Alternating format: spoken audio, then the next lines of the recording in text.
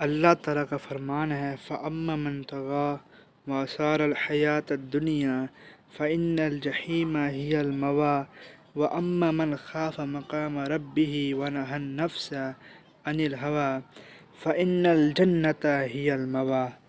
ترجمہ: تو وہ جس نے سرکشی کی اور دنیا کی زندگی کو ترجیح دی تو وہ بے شک جہنم ہی اس کا ٹھکانہ ہے، اور وہ جو اپنے رب کو حضور کھڑے ہونے سے ڈرا اور نفس کو خواہش سے رکا تو بے شک جنت ہی ٹھکانہ ہے۔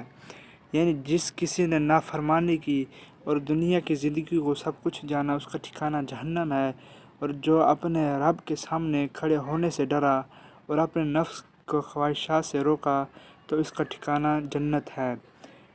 حضرات، جو انسان عذاب الہی سے بچتا ہے اور ثواب و رحمت کا امیدوار ہوتا ہے، اسے چاہیے کہ دنیاوی مسائل پر صبر کرے اور اللہ تعالیٰ کی عبادت کرتا رہے اور گناہوں سے بچتا رہے۔ حدیث شریف میں ہے، میرے آقا کریم محمد مصطفیٰ صلی اللہ تعالیٰ علیہ وآلہ وسلم نے فرمایا، جب جنتی جنت میں داخل ہوں گے اور ان کو طرح طرح کی نعمتوں سے نوازا جائے گا، مگر وہ لوگ حیرت میں ہوں گے تو اللہ تعالیٰ فرمائے گا، اے میرے بندو حیران کیوں ہو؟ تو مومن عرض کریں گے، یا اللہ، تو نے ایک وعدہ فرمایا تھا جس کا وقت آ گیا ہے، تو فرشتوں کو حکم الہی ہوگا کہ ان کے چہروں سے پردہ اٹھا دو۔ فرشتے عرض کریں گے، یا اللہ، یہ تیرا دیدار کیسے کریں گے حالانکہ یہ گناہ گار تھے؟ تو اللہ تعالیٰ کا فرمان ہوگا، تم پردہ اٹھا دو، یہ میرے بندے میرے خوف سے رونے والے تھے اور میرے دیدار کے امیدوار تھے۔